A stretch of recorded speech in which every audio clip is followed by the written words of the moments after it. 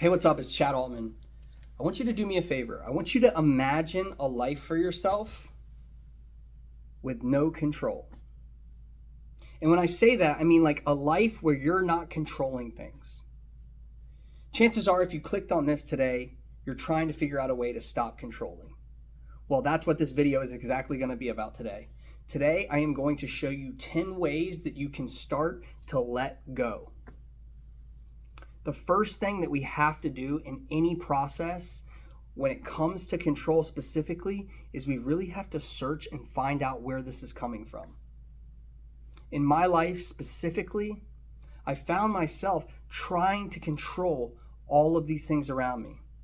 I found myself in relationships specifically trying to control my partners to do the things that I wanted them to do, because the things that they were doing were triggering me and making me think that I was going to lose their love, or that by them doing this, I am not okay.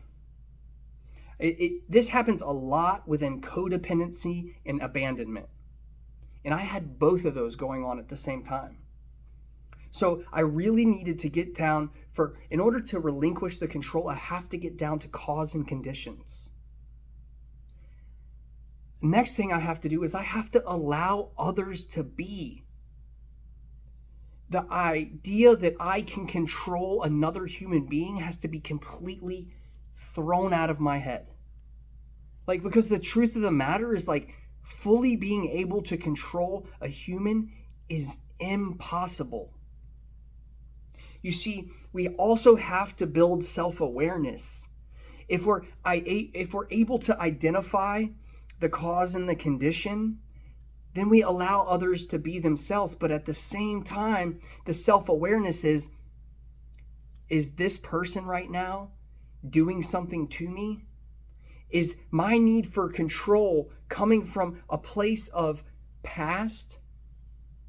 Am I living in the now? Or am I worrying about tomorrow, still trying to control this situation, this person, this outcome, whatever it is that may be? Next, what we have to do is we have to change the way that we talk to ourselves and the way that we talk to other people. We have to really reprogram our vocabulary. Like the words, I can't without her. I can't without him. They really need to blank, blank, blank. Saying those things will create a reality. And then if we're repeating these things to ourselves in our head, we're allowing ourselves to stay trapped in the vicious cycle of the optical illusion that we have power to control people. It doesn't exist. It's a lie that we tell ourselves. What we really have to identify is the fear. That's the next step, is we have to challenge the fear that's there, because I'm here to tell you that if you're trying to control situations, outcomes, people, you are scared of something. We have to identify the fear, and then we have to challenge it, because the truth of the matter is the fear is false. It's not rooted in truth or reality. It's something from your past, your childhood, a previous relationship that is showing up now to try to actually protect you. And so we have to insert the challenge into the moment of, is this really happening right now? Or am I creating this big, huge thing that really isn't? Another thing is we have to practice self-care. We have to learn to get into a ritual of learning to soothe ourselves despite of whatever our present circumstances are. I found myself in situations with my wife where I was completely spinning out of control. I was spinning out of control. She would do things that I felt that I needed to control or dictate the outcome, because the truth of the matter is I wanted to be close to her, and the things that were happening in our relationship was pulling us apart. And as it was beginning to pull us apart, I wanted to close that gap. But the way that I wanted to close the gap in order actually in turn created more distance. Because I cannot control what a person does. The only thing that I am really in control of is how I behave, how I react, what I do with the things that I'm given. And so we have to learn to get into a better rhythm of self-care. For me, that looks like meditation. For me, that means doing grounding exercises. For me, that's really talking to myself in those moments. And believe me, I get it. You know how long it took me in the processes it took me to get to the point where I actually felt like I could self-soothe in moments where I felt like I had to have control? But I'm here to tell you that it is possible. And this is how. We have to reprogram our mind.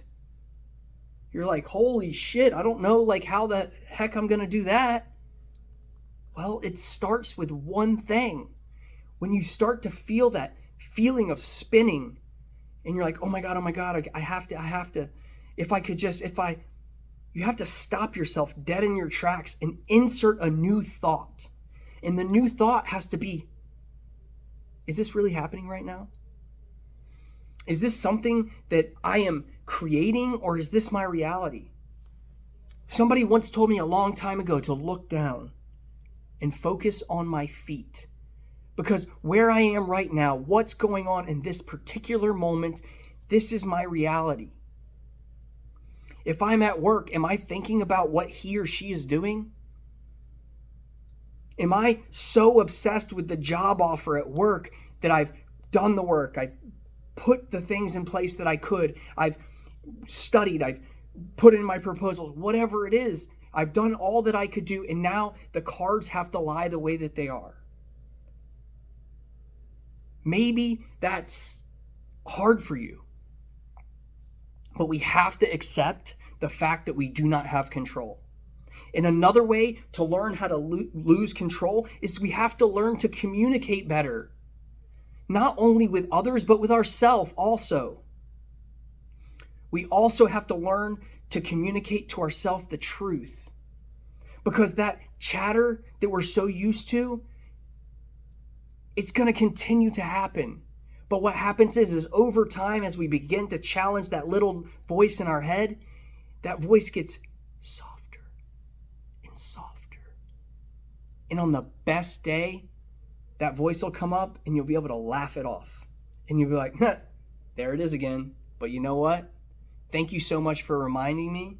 I love you so much for trying to remind me that I feel unsafe right now. But the truth of the matter is,